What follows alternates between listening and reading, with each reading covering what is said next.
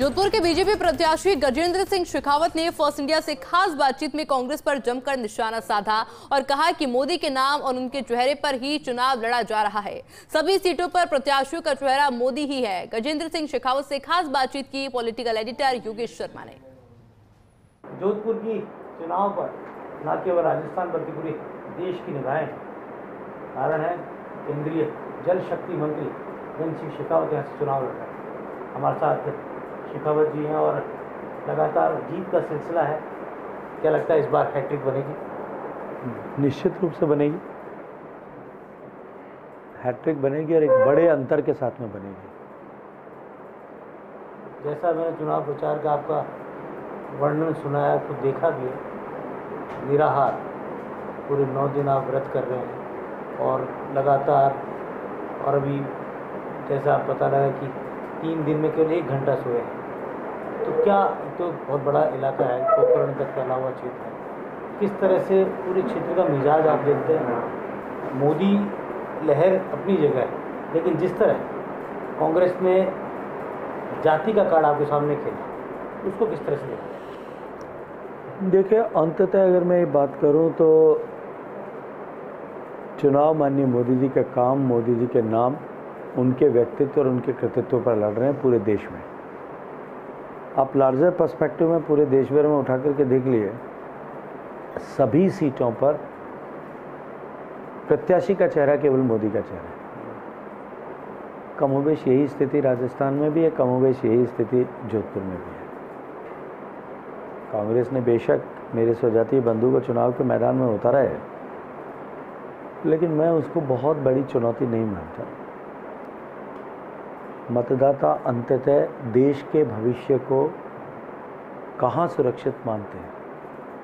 मतदाता अंततः जो पिछले 10 साल मोदी जी ने देश में परिवर्तन किया है, उनकी सरकार की योजनाओं के माध्यम से गरीब का कल्याण हुआ है, देश सशक्त हुआ, ये सामान्य मानवी के दिमाग में ये स्ट्राइक करता है।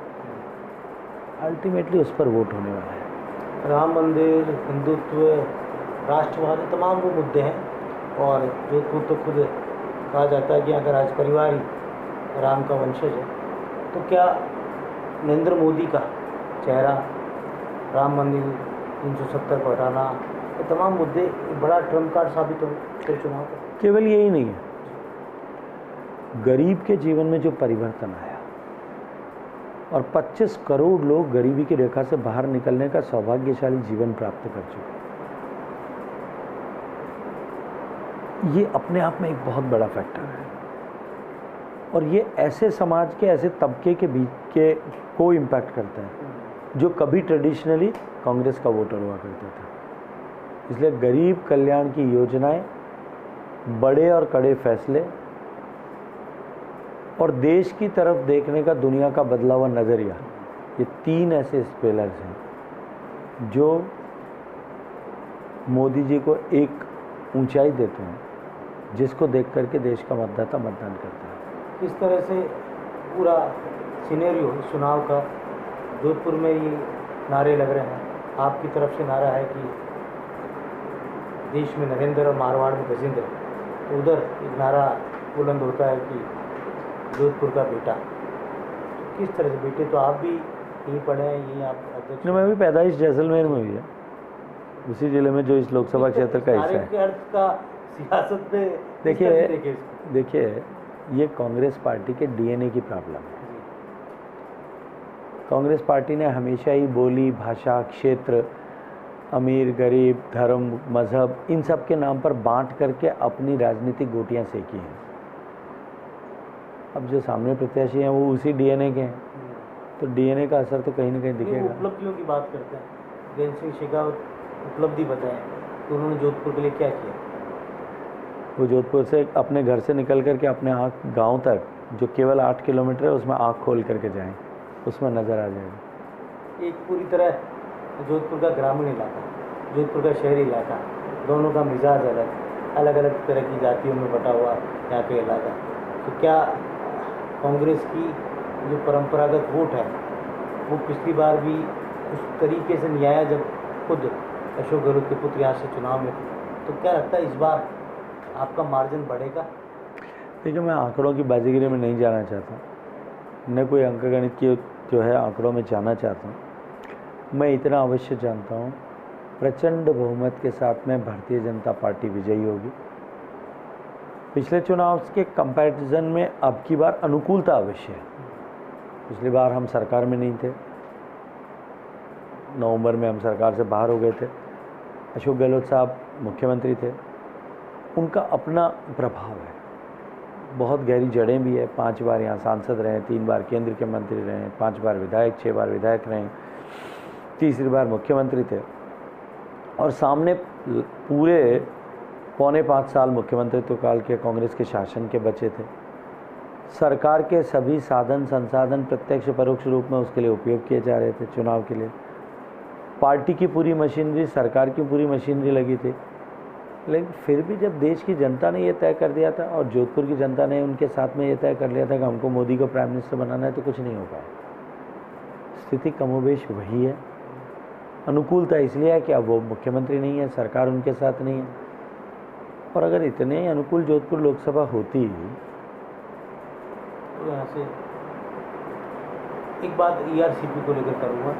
वो ERCP जैसा आप वादा करते थे, कहते थे कि मैं करके दिखाऊंगा, वो काम हुआ, समझौता हुआ, लेकिन मुझे अभी तक जो लगा, मैं गया पूरी राजस्थान कई जगह पे, चारों प्रसार ERCP क्या मुद्दा बीजेपी के पक्ष में वोटर्स को लेकर आएगा, क्योंकि एक बड़ा काम था, निश्चित रूप से 13 जिलों के लिए बड़ी योजना थी। निश्चित रूप से देखिए, ईस्टर्न राजस्थान कैनाल प्रोजेक्ट को राजनीतिक हथियार के रूप में जिस तरह से माननीय गहलोत साहब ने खड़ा किया था, वो अंततः विधानसभा के चुनाव के पहले उन्हीं के लिए भस्मासुर बना। जब मैंने आपके साथ बातचीत की थी तो मैंने कहा था कि मैं एक जो है प्रवास इन सभी जिलों का जब करूंगा और हकीकत लोगों के सामने लेकर आऊंगा, तो मुझे पूरा भरोसा है कि जनता हकीकत समझने के बाद में, बेनकाब गहलोत साहब की सरकार के इस षड्यंत्र के हो जाने के बाद में, जनता उनको नकार देगी। और वही हुआ। मेरे उस एक प्रवास के बाद विकसित भारत संकल्प यात्रा जो लेकर के हम ना उससे पहले जो हम परिवर्तन संकल्प यात्रा लेकर के जो हम गए थे, उस परिवर्तन संकल्प यात्रा में किसी एक भी व्यक्ति ने आकर के एक भी नया कागज़ जो है वो ईस्टर्न राजस्थान कैनाल प्रोजेक्ट के लिए नहीं दिया। जबकि ईस्टर्न राजस्थान कैनाल प्रोजेक्ट को लेकर के कितना हाइप क्रिएट किया गया था कि लोग अपने विवाह के निमंत्रण पत्र में छपवा रहे थे। और उसके बाद चुनाव में 3 बार घोषणा करने के बाद में भी एक भी बड़ी मीटिंग कांग्रेस पार्टी का कोई भी बड़ा नेता वहाँ इस विषय को लेकर के उस क्षेत्र में नहीं कर पाया, और परिणाम भी आपके सामने। अब जबकि भजनलाल जी की सरकार बनने के बाद में ये त्रिपक्षीय समझौता भी हुआ है, और समझौते के साथ साथ में हम कुछ कदम आगे बढ़े, तो निश्चित ही अब लोगों को विश्वास हुआ है, भरोसा हुआ है, उसका लाभ भारतीय जनता पार्टी को अवश्य होगा। ये आपको बहुत बहुत, क्योंकि काम बहुत ज़्यादा है, ज़्यादा सवाल करना उचित भी नहीं इस मौके पे। वहीं से शेखावत, आप जानते हैं कि तीसरा चुनाव उनका है और पूरे देश की राजनीतिक विधायक भी नरेंद्र मोदी और अमित शाह के बेहद विश्वस्त हैं और राजस्थान की राजनीति के चमकते सितारे हैं। और ख़ासतौर पर राजस्थान के उस दौर की राजनीति से निकले हैं जो कहा जा सकता है कि गहलोत युग जोधपुर में प्रचंड तरीके से था, उसके बावजूद यहाँ से सांसद बने, केंद्र में मंत्री के अहदे तक पहुँचे। कैमरा जर्नलिस्ट विनोद पुरी के साथ योगेश शर्मा, फर्स्ट इंडिया।